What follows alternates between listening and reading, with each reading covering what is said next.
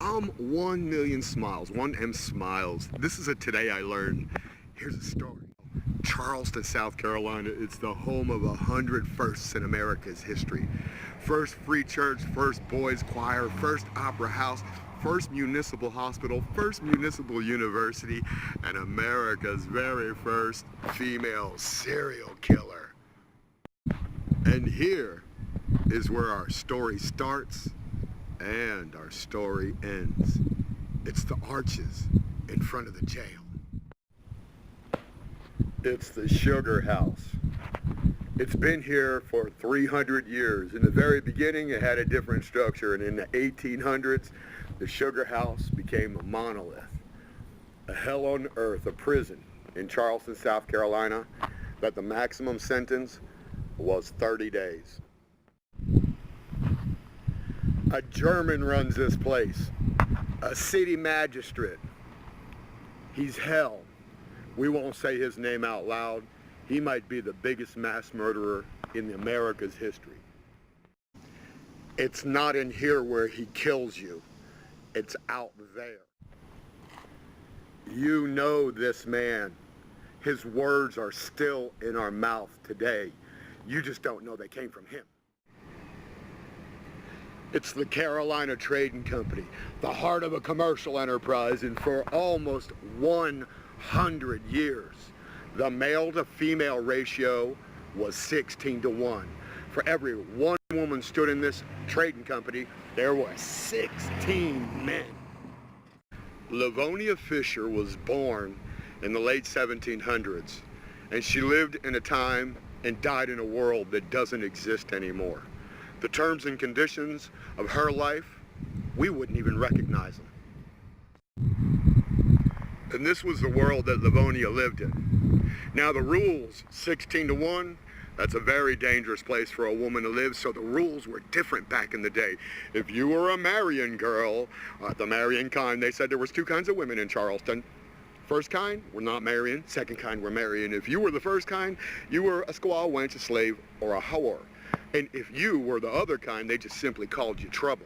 Because your man had to protect you at 16-1. The colonel had 25 soldiers, the major had 15, the lieutenant had 5. He was telling you how many professional soldiers protected his family on his roll call. And being trouble, you had a rule written for you, and here was the rule.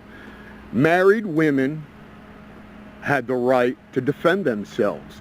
They had the right to kill to protect themselves. No execution, no pillaring, maybe a fine, depending on who the man was. And this was the rule that Lavinia exploited to become America's first serial killer. Here's where it began. Lavinia and her man, John, ran the 6 Mile Wayfarers Tavern, 6 miles up the King's Highway. This is it. This is the 6 mile mark on the King's Highway. Today, it's by the intersection of Mizroon and Crichton Street. There's nothing here. There's no marking. 346 years, everything's been something many, many times. No 6 Mile Tavern. It was a place where fellas would stop on their way.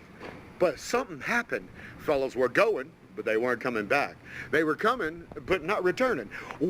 We had to go find out what was going on. Now the investigators, it took them a while, but what did they find? At the 6 Mile Wayfarer Tavern, bodies on the ground. John and Lavinia and their gang had been waylaying fellas and had gotten so comfortable and so careless in their actions, they didn't even bother to bury the bodies anymore. Some say it was 10 above the ground. Some say it was a whole lot more. John and Lavinia, right down here. Number 21 Magazine Street, the jail. And when they stood before the judge, the world reports that John, repentant, said to the judge, "Oh, Your Honor, forgive me. I don't know what came over me." And the judge replied to John, "Boy, the hangman is the only one that can forgive you." Now Lavinia, she stood before the judge separate. She knew the rules were different for her. She stood before the judge and they record her as saying, "Judge, you know how this is gonna go. Let's get on with it." Now the judge, realizing who was in front of him, a raving beauty, a full-blown maniac. He looked at her and said, "Girl, I've got something for you." And he sent her away and put a notice in the newspaper, and the notice said this one line: "The killer John Fisher's gonna meet his maker on Tuesday and his widow Lavinia on Wednesday. He killed her husband." Now, nothing is as cut and dry as you'd want to seem. Right there in that very tower, John and Lavinia, they attempted to escape. John came down on a cloth rope and it broke, and he wouldn't leave without Lavinia. They captured him right there. That's the spot, right there. Right there, right there, right there. Yeah. And the day came when Lavinia met her maker. Now, 1,000 men stood in the fields around Charleston. Today, these beautiful houses stand here. But back in that point, it was a big open field. It was still where the German was killing. And she stood on the back of a wagon, a hanging wagon, a choking wagon. In this arch, and she said to the crowd, 1,000 people gathered, "Won't any of you save me from my fate?" In the sweetest voice she could muster and the best dress she found. Knowing full well that if one man said yes, she was out of the hangman's noose, married again. Well, in a drinking town with a history problem, the pirates and the robber barons were afraid to take a sip of whiskey, fearing it might be a false bid on this serial killing beauty. After 30 seconds of stark silence in a drinking town, Lavinia took the rejection for what it meant and yelled back out the crowd, "Well, all right then, if you've got messages for the devil, give them to me. I'm going now." And she ran, leapt off the wagon, and caught her fall with the snap of her neck at the end of a rope. And the crowd cheered. Lavinia Fisher, America's first serial killer. She was born, she lived and died in a time that no longer exists. It's a workhouse. It's called the Sugar House. And when you got here, you better not upset the jailer or any of his men. Now, if you did, he put you in solitary confinement. Solitary confinement wasn't one of those hot box rooms. It was out here on the ground, laying in a pine box called a coffin. And for 30 days, or 15 or 9 or whatever remained on your sentence, when you upset your jailer, he laid you in a closed-lid coffin out in the heat or the cold. Now the German that ran this place, he whose name shall not be mentioned, look him up. He gave us words that we still say today. He was, as far as we can estimate, the largest mass murderer in the North America's history. Because under sanction of the city, and under the guidelines of the father, he was to take care of all the ne'er-do-wells, the bloodletters, the bad men, the hard children, the thrown away people. And this is where they came. Now, you see the beautiful houses around us today? This is the Marine Barracks.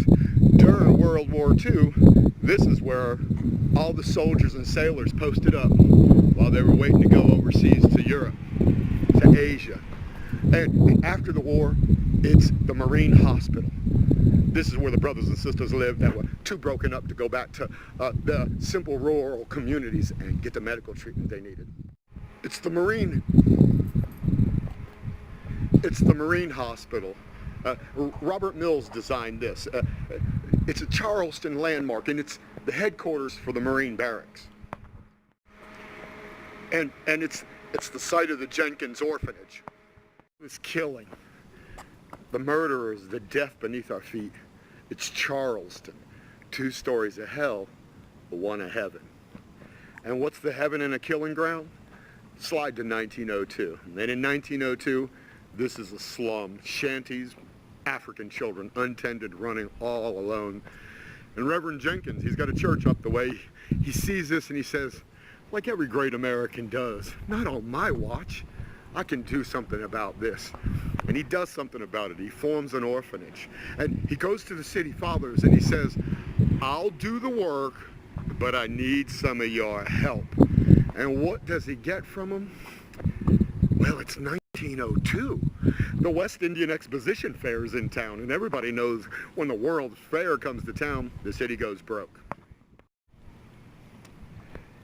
There was a warehouse over on East Bay, had some Confederate instruments left in it from the war 50 years ago. And they said to Reverend Jenkins, you can have the instruments if you want them. Now, the irony of that move, well, Reverend Jenkins said, money's money, food's food, children don't care. And he marched the kids from this slum over to East Bay to pick all those instruments up. They were getting bread money, maybe even chicken and beef tonight. And as they marched home with these instruments, Reverend Jenkins realized for the first time he'd been helping these children out for the last months. They were laughing. They were having a good time. And he got his music director from his church, an African church. And he brought him down here and he said to the kids this was the rule. All right, you got 30 days, learn how to play them or we're gonna sell them for bread. And in 30 days, they played these instruments in a way that changed the world. Their first trip was downtown Charleston, and when they hit Market Street, the city cheered. They said, you've got to go to the Big Apple. And they sent the kids to New York City. And when they got to New York City loved them and said, you have got to go see our brothers and sisters in Europe. And they sent them to Europe because what had these children done? 2 professional and 1 amateur bands eventually. What had these children done on this slum, this hanging ground, this killing field? They invented the Charleston. Dun, dun, dun, dun, dun, the sound that ignited America. Louis Armstrong said, if it wasn't for the kids from the orphanage, I don't know what jazz would have sounded like. Dizzy Gillespie, Duke Ellington, Count Basie, for years, for almost 2 generations, didn't put a band in the field, on a stage, or in the world in any form or fashion that didn't have a child from the Jenkins orphanage in it. America's sound is built on top of this mass murderer's killing ground. She is no longer a married woman. She is no longer trouble. They know how to take care of her. Now they scanned under the houses. This is a spectrometer. We have to look under our houses here in Charleston. There's dead bodies and submarines everywhere. And when they did, they found 1,200 bodies under every house. We didn't know it was that bad. And it's 1,200 bodies under every house. They say it might be as much as 180,000 people in the ground if we could count them all the right way. Because what he did was this. He put you in a pine coffin out in the field. And every day, all day, him and his crew would walk by. And if you were making noise from the deliriums, he said the words out loud, words we all learned to fear. You better be quiet in there. Don't put another nail in your coffin. And if you weren't quiet, he drove a nail into the lid. Because at the end of your sentence, he kicked the lid and said, knock it off. And if you couldn't knock that lid off, you weren't strong enough to stand in the Carolina Trading Company, and he threw you down in that hole alive. 180,000 souls, and most of them met their fate alive.